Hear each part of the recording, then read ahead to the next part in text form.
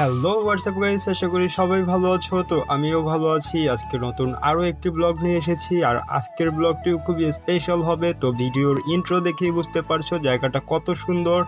আর জায়গাটার নাম হচ্ছে গিয়ে রমনা পার্ক। তো রমনা পার্ক গিয়ে তোমাদের দেখানোর চেষ্টা করব রমনা পার্কটা আসলে কত সুন্দর এবং চারপাশের ভিউটা কেমন, লেক পার্ক কেমন এবং ওই চারপাশের জায়গাটা কত সুন্দর, সম্পূর্ণ ভিডিও তোমাদের দেখানোর চেষ্টা করব। তো ভিডিওটির সাথেই থাকো এবং ভিডিওটি কন্টিনিউ করতে থাকো। অলরেডি চলে এসেছি।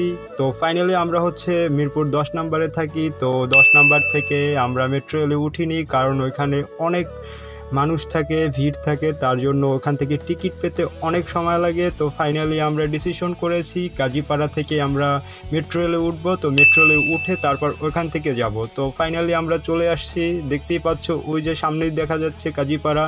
তো কাজীপাড়া থেকে উঠবো, ওখান থেকে টিকিট কাটবো। টিকিট কেটে কিভাবে আমরা যাই তোমাদের সম্পূর্ণ দেখানোর চেষ্টা করব এবং টিকিট ফি কত টাকা এবং কতক্ষণ লাগে সময় সম্পূর্ণ শেয়ার করার চেষ্টা করব তোমাদের মাঝে। তো আমরা ফাইনালি কাজীপাড়া স্টেশনে চলে এসেছি। এখান থেকে আমরা উপরে উঠবো। তো এখানে তোমরা দেখতেই পাবে যে আসলে এখানে অনেক কম মানুষ থাকে, তাই খুব তাড়াতাড়ি টিকিট পাওয়া যায়। আমরা অলরেডি সামনে চলে এসেছি। ফাইনালি আমরা টিকিট কাটতেছি। তো এখান থেকে শাহবাগের টিকিটের মূল্য হচ্ছে 40 টাকা করে জন প্রতি। তো আমরা 4টা টিকিট কেটেছি, আমাদের 200 টাকা নিয়েছে। তো 4টা টিকিট বের হচ্ছে এবং আমরা টিকিট নিয়ে এখন এখান থেকে সামনে গিয়ে টিকিট স্ক্যান করে আমরা উপরে উঠে যাব। প্লাস হচ্ছে গিয়ে মেট্রো রেলে উঠবো। মেট্রো রেলে উঠে মেট্রো রেলের ভিউ কেমন তোমাদের দেখানোর চেষ্টা করব। তো ফাইনালি আমরা টিকিট কেটে ভিতরে প্রবেশ করলাম। ভিতরে প্রবেশ করে এখন আমরা উপরে যাব। উপরে মেট্রোতে উঠবো। মেট্রোতে উঠে তারপরে মেট্রো থেকে বাইরের ভিউ কেমন লাগে এবং কেমন দেখতে হয় তোমাদের দেখানোর চেষ্টা করব। ফাইনালি আমরা উপরে চলে এসেছি।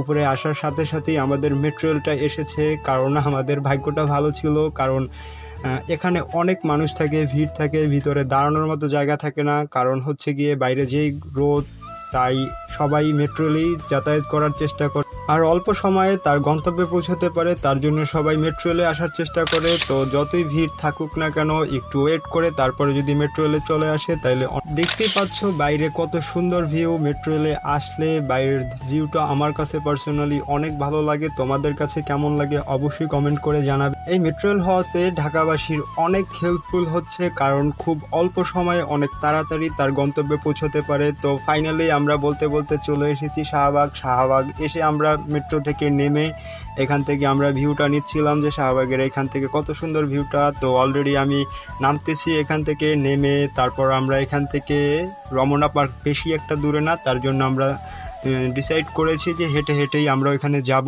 এবং ভিডিও করার জন্য খুব ভালো হবে। হাঁটতে হাঁটতে আমরা চলে যাচ্ছি। বেসিক্যালি হচ্ছে আমি জব করি, তো তার জন্য আমি কন্টিনিউ ভিডিও আপলোড করতে পারি না। তো যতটুকু পারি ততটুকু দেওয়ার চেষ্টা করি। তোমাদের আসলে সাপোর্টটা যদি পাই তাহলে আরও বেশি ভিডিও করার চেষ্টা করব।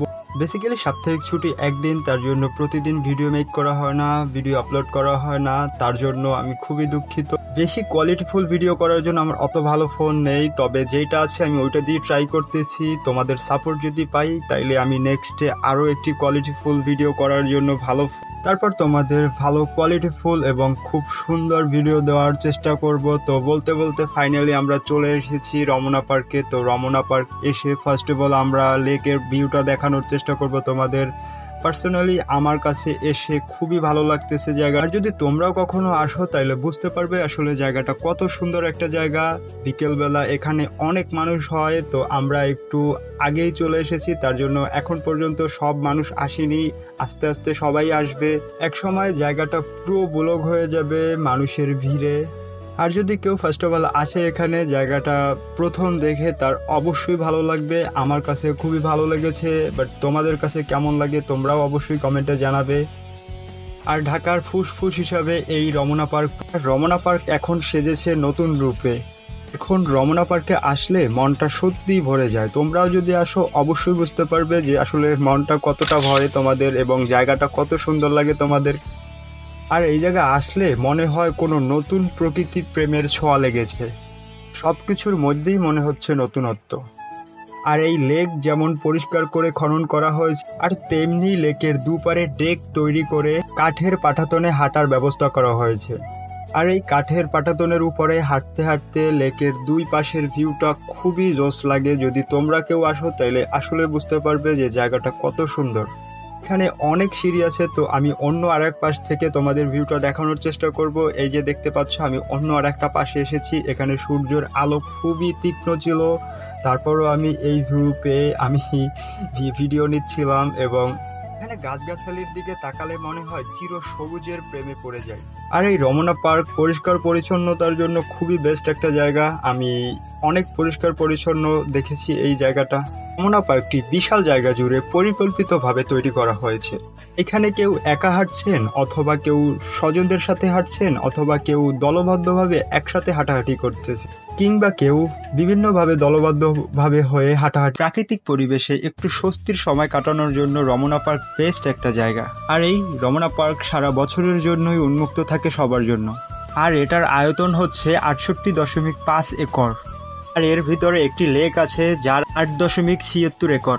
আর রমনা পার্কের লেকের দৈর্ঘ্য 812 মিটার এবং প্রস্থ 9 থেকে 94 মিটার। বেসিক্যালি ঢাকাবাসীর জন্য স্বস্তির একটা জায়গা এই রমনা পার্ক। এই রমনা পার্কে আসলে তোমরা আসলেই বুঝতে পারবে যে জায়গাটা কত সুন্দর এবং মনোমুগ্ধকর পরিবেশ। আর এই পরিবেশে এসে আমার পার্সোনালি অনেক ভালো লেগেছে, বিকজ তোমাদের কাছেও অনেক ভালো লাগবে যদি তোমরা আসো এবং জায়গাটা ফিল করার চেষ্টা করো। বিভিন্ন রকমের মানুষ বিভিন্নভাবে আড্ডা দিচ্ছে। এখান থেকে তোমরা দেখতে পাচ্ছ যে ওই যে কেউ বসে আছে, এখান থেকে আবার গার্লফ্রেন্ড বয়ফ্রেন্ড প্রিয় মানুষটার সাথে সময় কাটানোর জন্য রমনা পার্কটা খুবই সুন্দর। এইরকমভাবে নৌকায় ভেসে বেরিয়ে লেকের ভিউটা নেওয়ার ফিলটা যে আসলে কত সুন্দর সেটা যদি তোমরা আসো তাইলে বুঝতে। রমনা পার্কে প্রায় 211 প্রজাতির উদ্ভিদ রয়েছে, যার মধ্যে আছে অসংখ্য লতা প্রজাতির গাছও রয়েছে। চারোপাশটা যেন গাছে সবুজে ঘেরা। তো আমরা ফাইনালি আবার সামনের দিকে চলে আসলাম। এখানের জায়গাটা আসলেই অনেক বড় একটা জায়গা। বিশেষ করে এখানে বিকেলের দিকটায় অনেক মানুষ হয়। তো দেখতেই পাচ্ছ পিছনে কত মানুষ। এই যেমন আমার পাশেই ছিল, ফ্যামিলি সহকারে বের হয়েছে, কেউ কারো বন্ধুর সাথে আড্ডা দিচ্ছে। বিভিন্ন রকমের মানুষ টাইম স্পেন্ড করতেছে এখানে। দু চোখ যেদিকে যায় সেদিকেই সবুজে ঘেরা গাছপালা এবং খুবই সুন্দর একটা জায়গা। তো মোটামুটি আমরা অনেক জায়গায় ঘুরেছি আর তোমাদেরও দেখাতে পেরেছি, আর তোমাদের দেখাতে পেরে আমারও খুব ভালো লাগতেছিল। এই যে দেখতেই পাচ্ছ আমার পাশে তানবীর আর আমার আরও 2টা ফ্রেন্ড, সবাই মিলে আমরা হাঁটতেছিলাম। হাঁটতে হাঁটতে সামনে চলে আসছিলাম। এই যে দেখতেই পাচ্ছ পিছনে কেউ বসে আছে, কেউ খেলাধুলা করছে, কেউ হাঁটাহাঁটি করতেছিল। বিভিন্ন রকমের মানুষ বিভিন্ন কাজে ব্যস্ত ছিল। সো ফাইনালি আমরা দেখতে দেখতে রমনা পার্কের বাইরে চলে এসেছি। এখান থেকে আবার আমরা শাহবাগ মেট্রো রেল স্টেশনে যাব। এখান থেকে ট্রেনে করে আবার মিরপুর 10 নম্বরে চলে যাব। আর ভিডিওটি কেমন হয়েছে অবশ্যই তোমরা কমেন্ট করে জানাবে। তো যদি ভিডিওটি ভালো লাগে অবশ্যই কমেন্ট করে জানাবে। এর থেকেও ভালো ভালো ভিডিও দেওয়ার চেষ্টা করব। দেখতে দেখতে আমরা মিরপুর 10 নম্বরে চলে এসেছি। মেট্রো রেল থেকে নেমে আমরা এই ভিউটা পেয়েছি। তো আজকের ভিডিওটা এই পর্যন্তই। তো নেক্সট ভিডিওর জন্য সবাই অপেক্ষা করো। Bye bye.